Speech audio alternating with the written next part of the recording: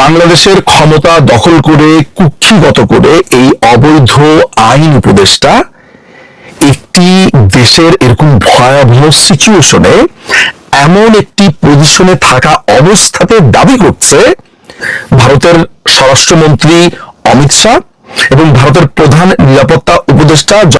এই যে নারকীয় হত্যাকাণ্ডটা হয়েছে এটা তারা করেছে, তারা অস্ত্র দিয়েছে, তারা করেছে, এই দাবিটা আসিফ নজরুল করছে। খুবই ভয়ঙ্কর একটা অ্যালিগেশন। আমি জানি না যে ভারত এটার প্রেক্ষিতে কি জবাব দেবে, কিন্তু তার আগে আমি আসিফ নজরুল বা মোহাম্মদ নজরুল ইসলামের কিছু ঘটনা আপনাদেরকে বলতে চাই। আপনারা হয়তো স্ক্রিনে এখন দেখতে পাচ্ছেন যে আসিফ নজরুল বাংলাদেশের অন্য এক ভাষণে পরিষ্কার করে বলেছে যে বাংলাদেশে ইসলামিস্টদের একটা হামলা সাধারণ মানুষের উপরে হতে পারে, এটার জন্য তিনি হাই অ্যালার্ট থাকতে বলেছেন। এটা আজকে থেকে 2 থেকে 3 সপ্তাহ আগে, অর্থাৎ তিনি যখন রাশিয়া ক্রোয়েশিয়া সফর করছিলেন তার আগেই এই বক্তব্য আগে বক্তব্য দিয়েছেন। তার কিছুদিনের মধ্যেই আসিফ নজরুল এই জঙ্গি হারুন ইজাহারের সাথে দেখা করে। এই হারুন ইজাহার কে?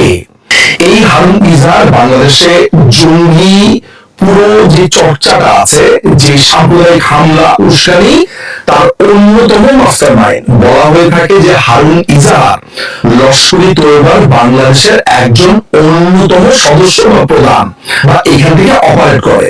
হারুন ইজাহারকে 2009 সালে চিটাগংয়ে আপনার লস্করি তৈয়বার সাথে সংযুক্ত থাকার কারণে তাকে আটক করা হয়, যেখানে ইন্ডিয়ান হাই কমিশন এবং ইউএস এমবাসিতে হামলার পরিকল্পনা চলছিল।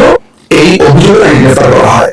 2021 সালে যখন বাংলাদেশে শ্রী নরেন্দ্র মোদী বাংলাদেশে আসেন, নরেন্দ্র মোদীর আগমন উপলক্ষে সেখানে যে ক্যাওস তৈরি করা হয়েছিল, তার উপরে হামলার যেই কথা বলা হচ্ছিল, তাকে পেটানো, তাকে নানা ধরনের গালিগালাজ এবং একসাথে যেই সাম্প্রদায়িক সম্প্রীতি নষ্ট করবার চেষ্টা করা হয়েছিল, 2021 সালের 26 মার্চের আগে আপনারা জানেন যে শ্রী নরেন্দ্র মোদী বাংলাদেশে আমন্ত্রিত অতিথি ছিল। সেইখানে এইসব হামলার অভিযোগে, এইসব নানান ধরনের ঘটনার প্রেক্ষিতে তখন তাকে গ্রেফতার করা হয়। বাংলাদেশে এই দখলদার বাহিনীর আইন উপদেষ্টা যখন প্রকাশ্যে ভারতকেই দোষী করছে, আমি জানি না যে ভারতের হাই কমিশন যারা ঢাকাতে আছে তারা কোনো প্রতিবাদ করেছে কিনা, তারা এই মোহাম্মদ নজরুলের ব্যাপারে কোন ধরনের প্রসিডিউরাল লাইনে হেঁটেছেন কিনা, কিংবা ভারত থেকে কোন ধরনের ব্যবস্থা এর ব্যাপারে নেওয়া হচ্ছে কিনা, একে অবাঞ্ছিত ঘোষণা করা হচ্ছে কিনা। কারণ খুবই আনফরচুনেটলি আমি এই মোহাম্মদ নজরুলকে এর আগে ভারতের হাই কমিশনের একটা প্রোগ্রামে দেখেছি, তাদের ইন্ডিপেন্ডেন্ট ডেতে, যেটা আমাকে খুবই বিস্মিত করেছিল। But what ever it is, আমি জানি না যে ভারতের এই মানুষরা যখন কষ্টে আছে, এরকম যখন একটা জঙ্গি হামলা হয়েছে, একটা নির্মম জঙ্গি হামলা, ভারতে এমন একটা নির্মম হামলা ভারতেই ঘটিয়েছে, ভারতের স্বরাষ্ট্রমন্ত্রী এবং ভারতের প্রধান নিরাপত্তা উপদেষ্টাই ঘটিয়েছেন।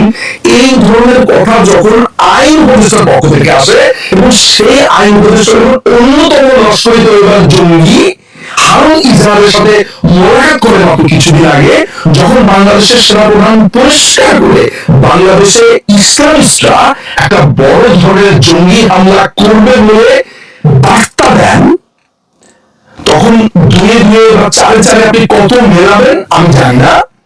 এইটার ব্যাপারে আসলে ভারত কি ব্যবস্থা নেবে, ভারতের পজিশন কি হবে, ভারতের বক্তব্য কি হবে আমি জানি না। তবে এইটা একটা সিরিয়াস অ্যালিগেশন।